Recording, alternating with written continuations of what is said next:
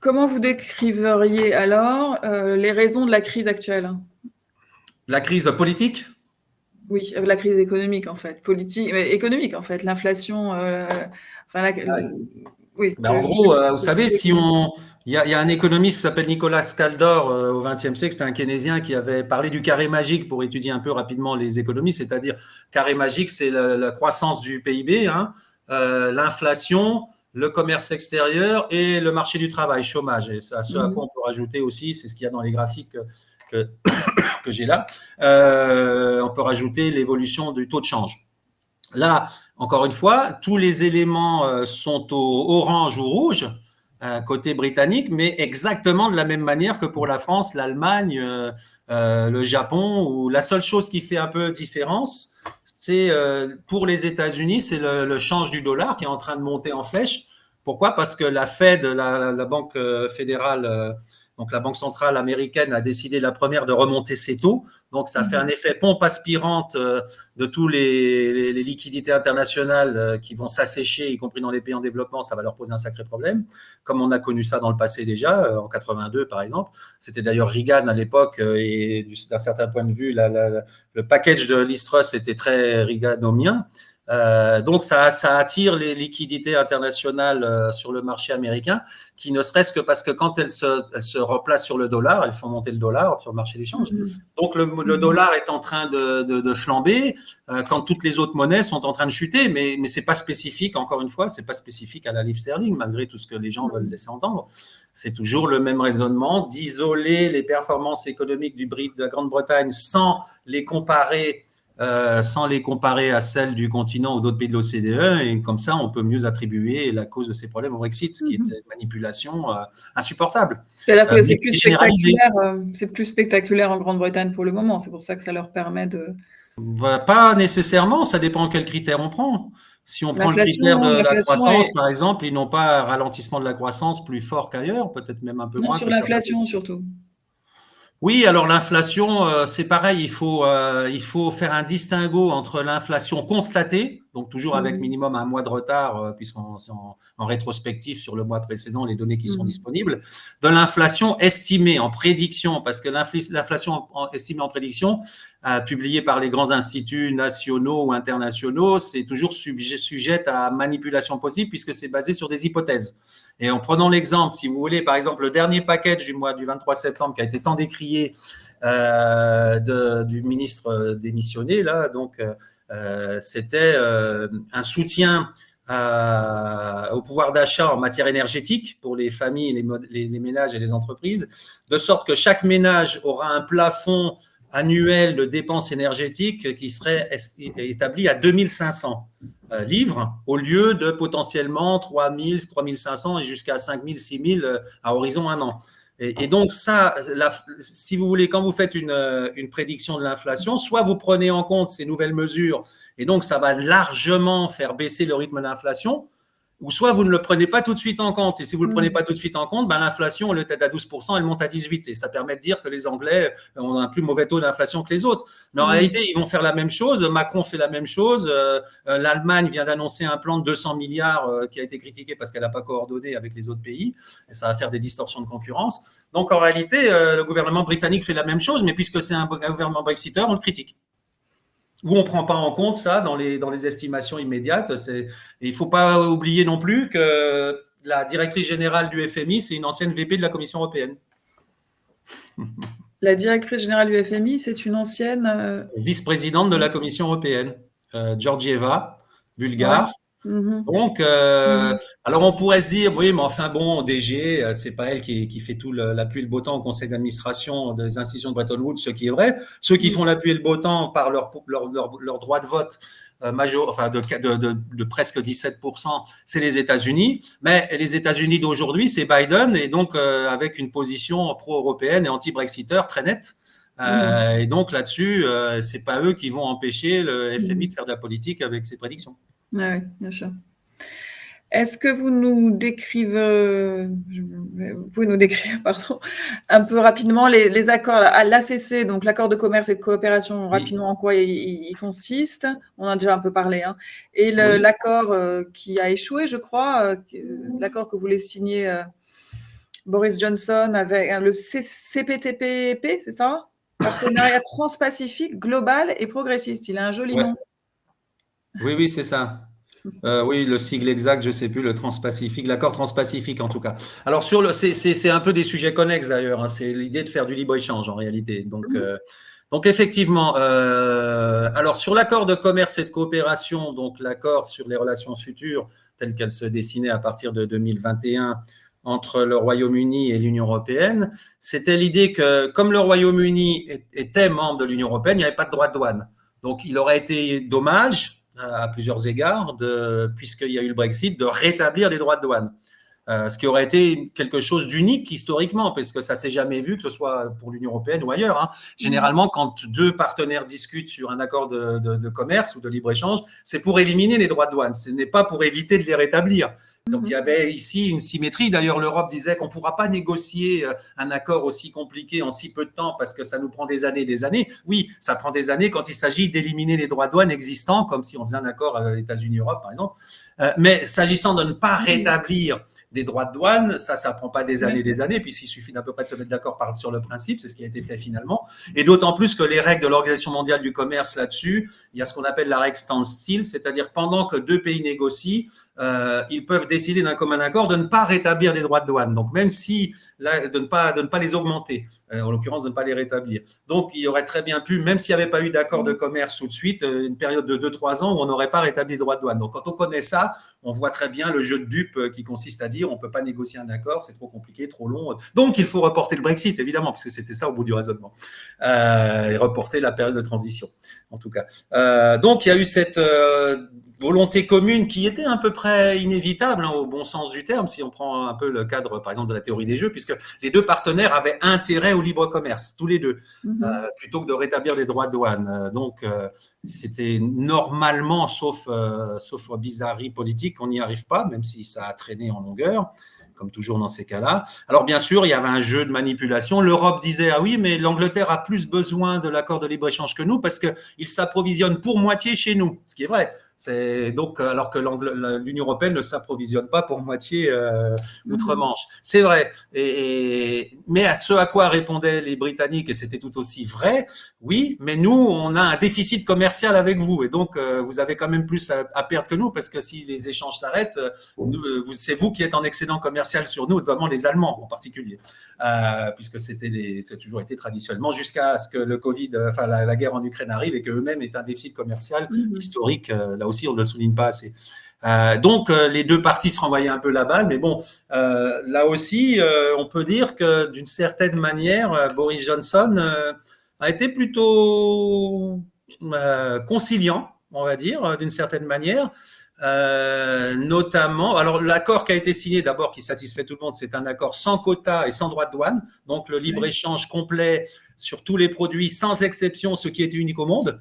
Hein, il faut savoir que dans tout accord de libre-échange, il y a toujours une liste de produits sensibles que les négociateurs mettent de côté pour ne pas libéraliser le commerce tout de suite ou pas du tout, parce qu'ils considèrent que, imaginons que si on avait un accord de libre-échange avec le Brésil, les Européens ne voudraient pas du sucre. Par exemple, avec le Mercosur, le sucre, ça serait géré avec des quotas, des tarifs, etc.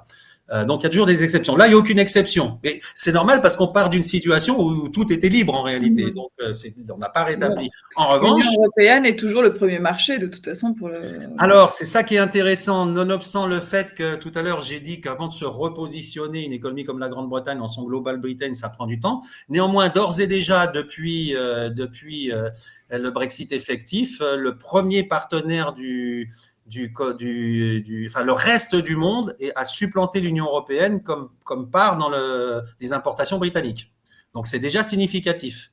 Alors, pas un pays en particulier, parce que de même façon, quand on regarde l'Union européenne comme un ensemble.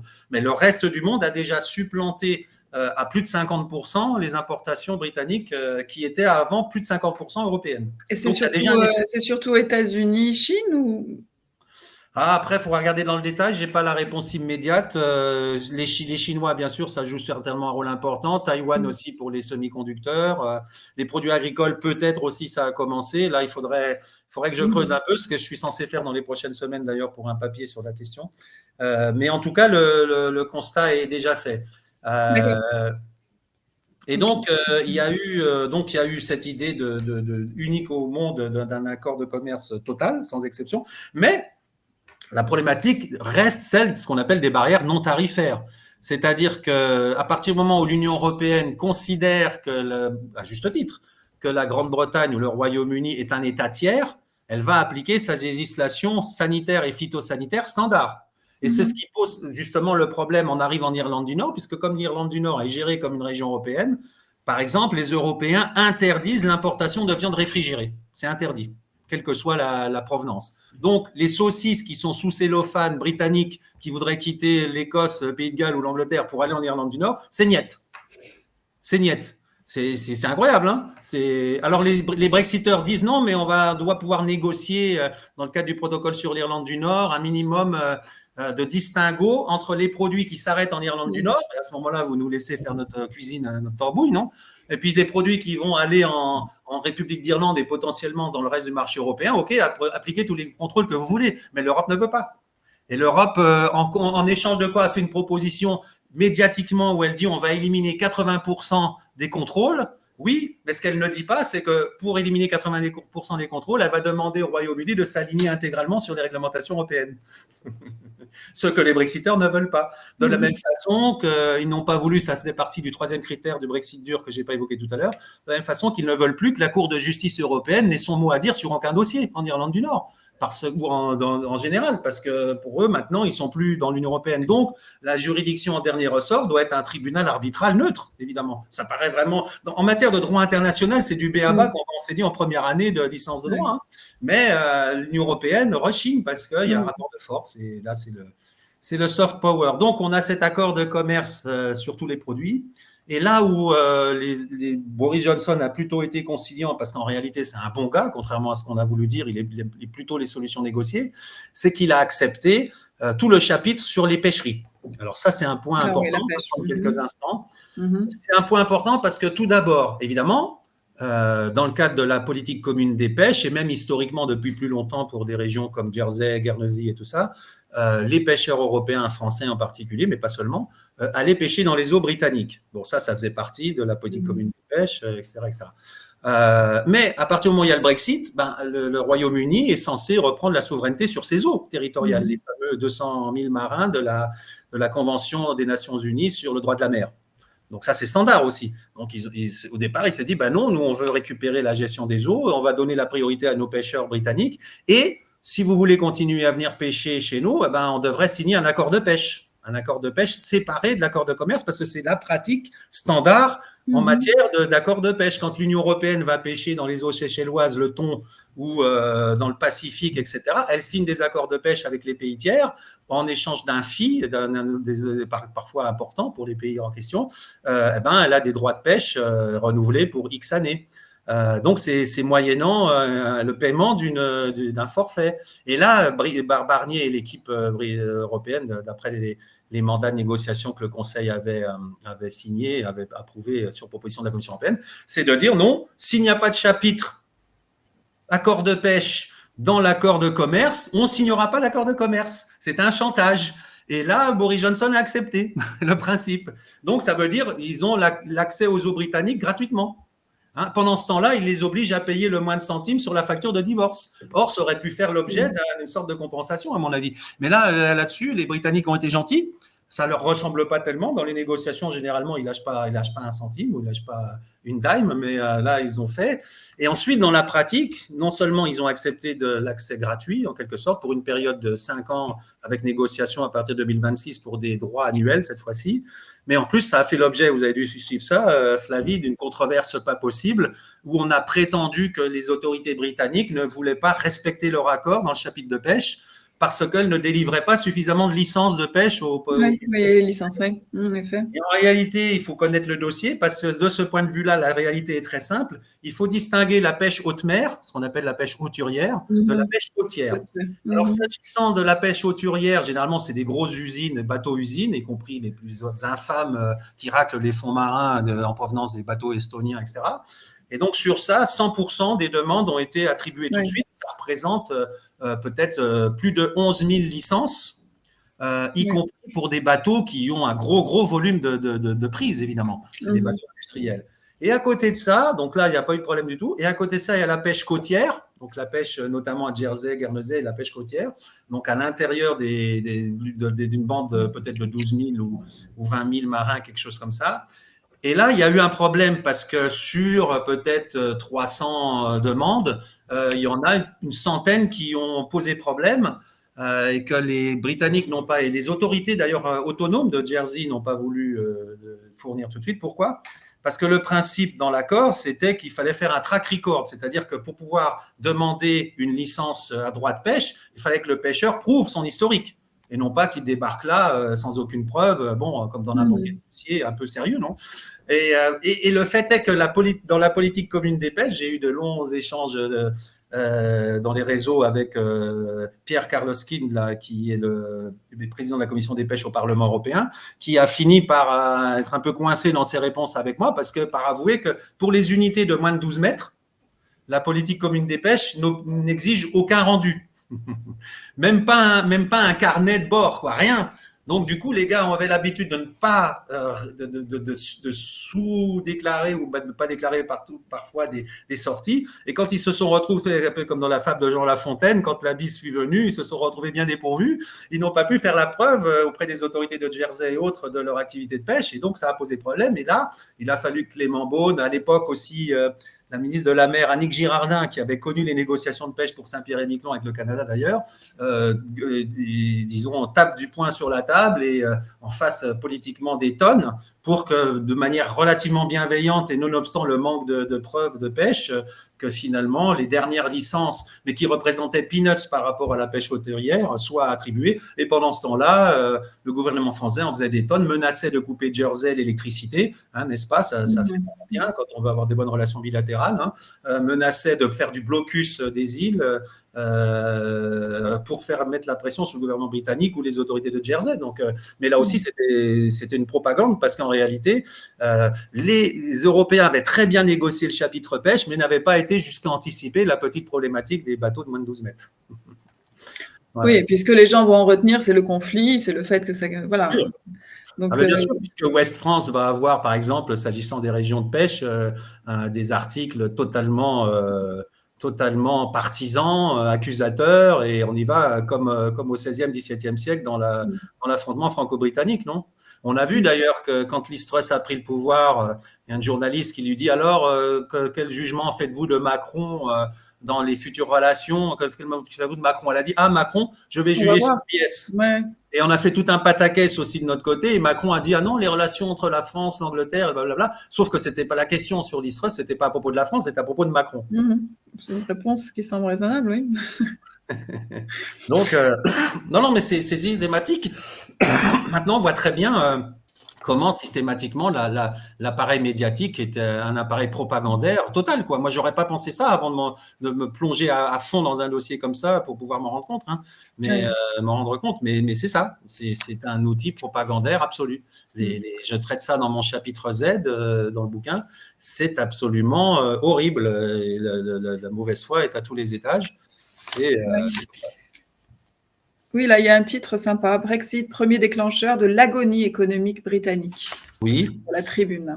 Oui. Ou encore, dans le Figaro, il n'y a pas très longtemps, Nicolas Bavrez, je ne sais pas si on dit Bavrez ou Bavrez d'ailleurs, qui est le français présent. Il a succédé à Thierry de Montbrial au Bilderberg, qui, dans son article, dans le dernier paragraphe de 10 lignes, réussit à sortir 3 fois le mot ruine de l'économie britannique à cause du Brexit.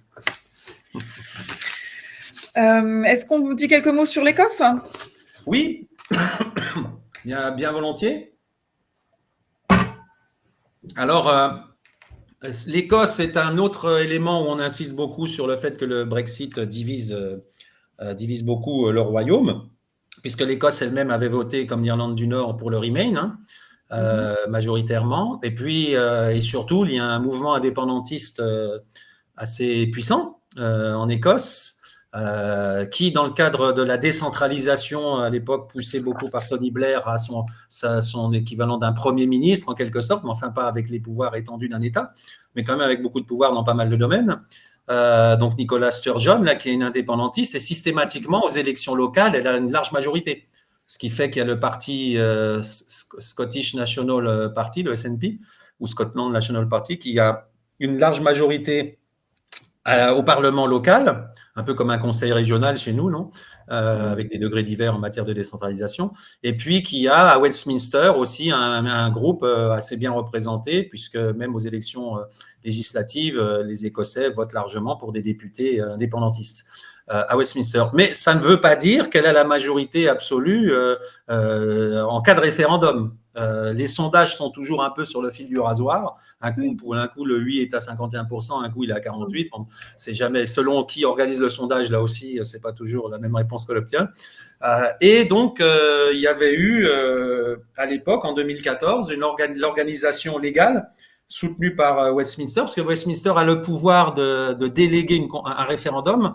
Donc, un référendum, a priori, ne peut pas avoir lieu sans l'aval de Westminster. Un référendum légal. Donc, il y avait eu lieu en 2014, présenté comme un once in a generation référendum. Donc, l'idée que c'est un référendum qui était prévu pour une seule fois dans une génération et non pas avoir lieu tous les 5 ou 6 ans. Et le non à l'indépendance l'avait gagné. Alors, bien sûr, le contexte était différent. On était en 2014, il n'était pas question du Brexit.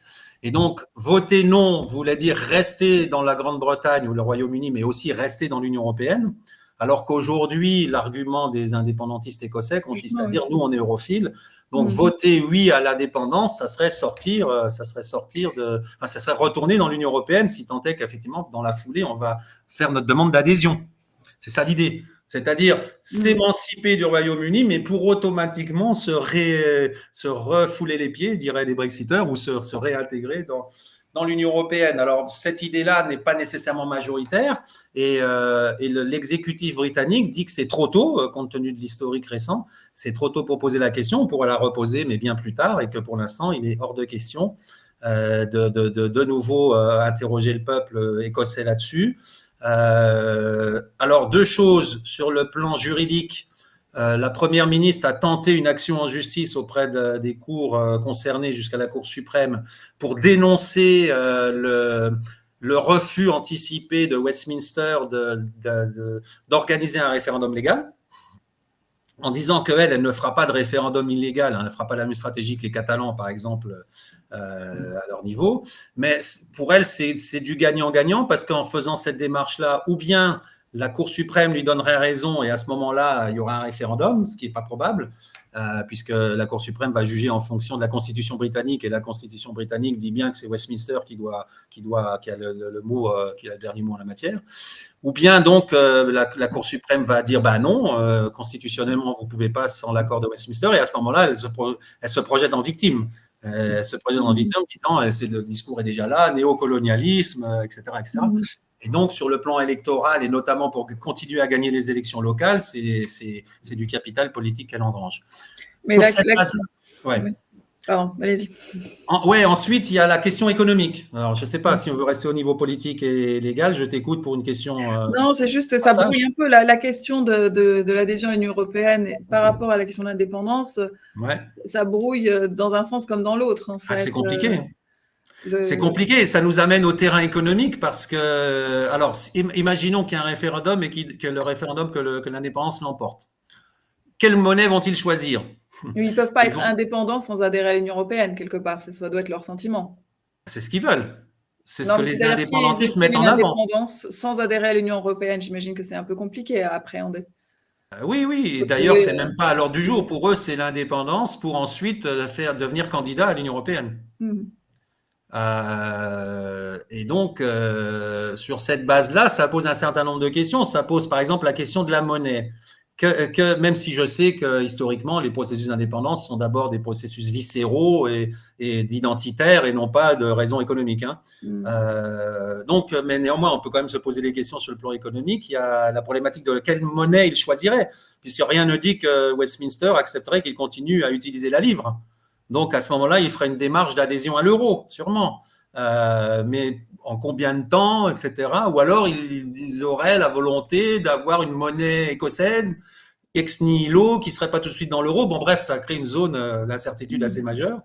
Ensuite, il y a la problématique du commerce. Si l'Écosse retourne dans le marché unique, alors que l'Angleterre, le Pays de Galles et l'Irlande du Nord n'y sont pas, ça veut dire que la circulation des marchandises entre l'Écosse, l'Angleterre et l'Europe, ça va être un cauchemar. Donc ça pose aussi un problème. Et puis pour finir, et non des moindres, last but not least, il faut aussi savoir que dans le cadre du budget britannique, que ce soit l'Écosse, l'Irlande du Nord ou le Pays de Galles, ils sont largement soutenus par le budget, disons, fédéral, entre guillemets, le budget britannique. C'est-à-dire que les dépenses publiques dans ces nations-là sont largement supérieures aux prélèvements obligatoires. Et ça va jusqu'à des sommes importantes. En Écosse, c'est 2000 livres par habitant par an. L'Irlande du Nord, je crois, c'est 5000. En Irlande du Nord, c'est l'équivalent du soutien outre-mer.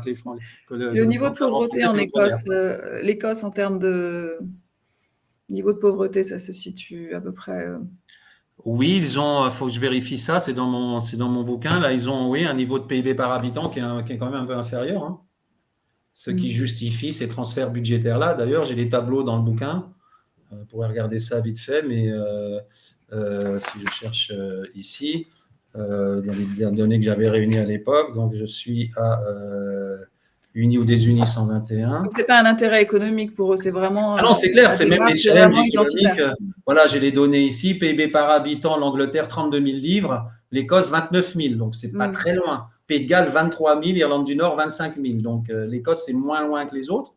Mais néanmoins, c'est des chiffres qui sont obtenus avec le soutien budgétaire massif, puisqu'il y a déjà 2 000 livres en effet budgétaire direct. Donc, sans compter les effets d'entraînement.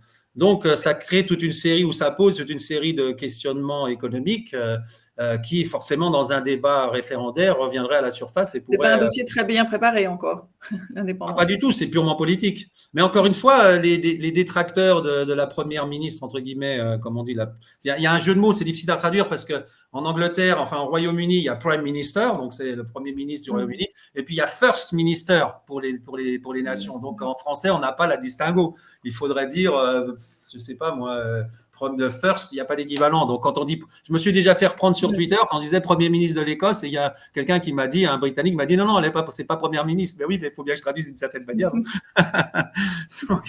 donc c'est une subtilité. Oui, les challenges économiques sont massifs. Donc pour moi, tout ce tintamarre sur l'explosion du Royaume-Uni à court terme, moyen terme, c'est du vent, là aussi, pour affaiblir les Brexiteurs. Et si on revient à la problématique monarchique, on a quand même vu que même si le soutien à la monarchie est moins fervent en Écosse, il existe aussi. Hein. Il existe aussi. Alors peut-être qu'avec un nouveau souverain, là aussi, ça pourrait ouvrir une perspective de moindre soutien, parce qu'il y avait un attachement très fort quand même à la reine, qui ne sera peut-être pas le même avec Charles. Mais bon, ça reste quand même des facteurs non négligeables, mais pas majeurs en termes d'évolution. Il n'y a pas le moral quand même. Que fait-on de le moral? Oui. Donc, et puis pour l'Irlande du Nord, l'autre aspect, les Gallois sont pas du tout séparatistes, et puis pour l'Irlande du Nord, c'est toute la problématique qu'on connaît actuellement, où le protocole nord-irlandais sépare l'Irlande du Nord du reste britannique, qui est géré donc par l'Union européenne sur le plan économique. Et là aussi, il y a eu aux élections locales en Irlande du Nord, mais aujourd'hui l'exécutif est suspendu à cause de la situation, mais il y avait eu une percée du Sinn Féin, qui est le parti nationaliste, mais pas énorme, il reste minoritaire. Donc il y a toujours ces volontés du Sud de réunir l'île.